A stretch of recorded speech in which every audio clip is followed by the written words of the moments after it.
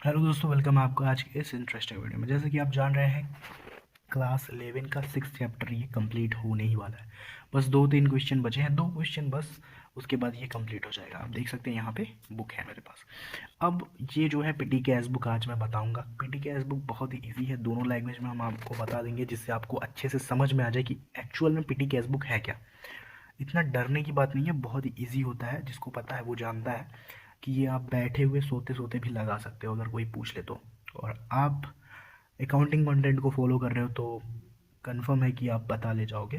तो चलिए इसके थ्योरी को हम समझते हैं हिंदी में, जो है हिंदी वालों के लिए, और ये इंग्लिश वालों के लिए बहुत इजी है, कुछ है नहीं ज़्यादातर। ठीक, तो चलिए देखते हैं क्या है पीटी कैश बुक। देखिए, बड़े व्यापारों में बहुत से ऐसे छोटे व्यय होते हैं।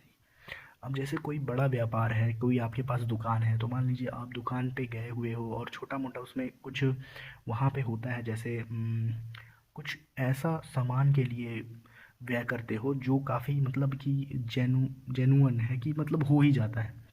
जैसे मान लीजिए पूजा करने के लिए अगरबत्ती लाना, माचिस लाना, कोई आ जाए तो उसे पानी पिलाना, उसे कुछ खिलाना, ऐसा कुछ।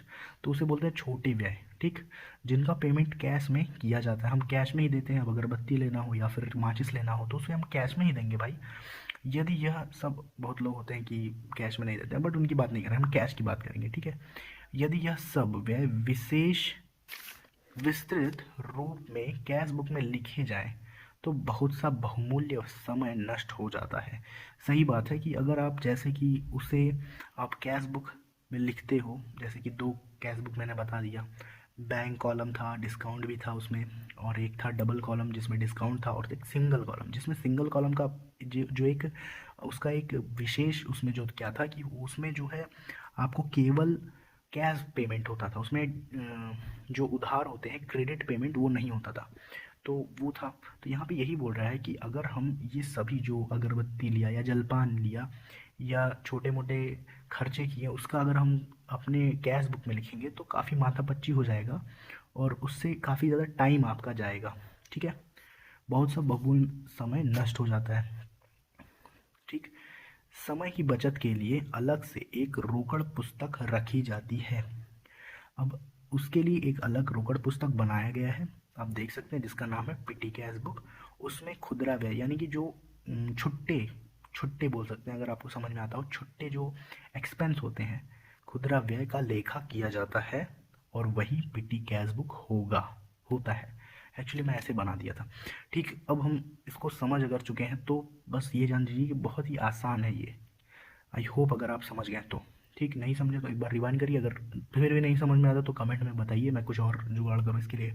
और इतना कर रहा हूँ तो प्लीज़ सब्सक्राइब कर दीजिएगा चैनल को, देख रहे हैं तो लाइक करिएगा वीडियो को अगर अच्छा लगता है तो।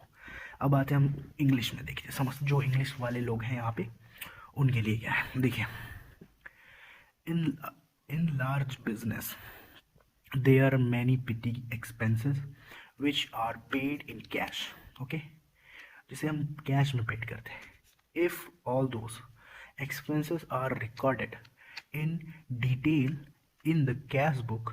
ओके, मतलब जब हम, ये तो हिंदी में हो गया तो समझ रहे हैं ना। All those expenses are recorded in detail in the cash book, जैसे कि बता रहा है वो। A lot of valuable time, ठीक, वैल्यूएबल टाइम जो है आपका इज लॉस्ट, मतलब बेकार हो रहा है। To save time, a separate cash book is maintained and retail expenses are recorded in it, it is called cash book. Okay, समझ में आया ये वाला, कि to save time a separate cash book is maintained and retail expenses are recorded in it, it is called petty cash book। तो ये हो गया कंप्लीट।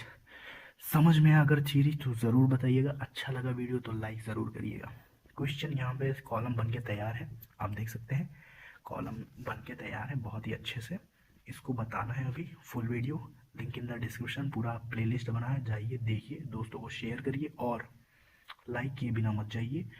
मैं कोशिश करूँगा कि अगर आप लाइक करते हैं जल्दी जल्दी, या सब्सक्राइब करते हैं, दोस्तों को शेयर करते हैं, तो मैं लाइव क्लास करूँ जल्दी से।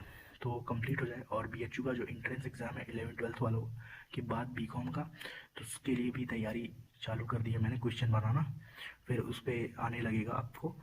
तो इसके लिए सब्सक्राइब जरूर करके रखिए चैनल को। मिलते हैं फिर नेक्स्ट वीडियो में क्वेश्चन के लिए, तब तक के लिए धन्यवाद।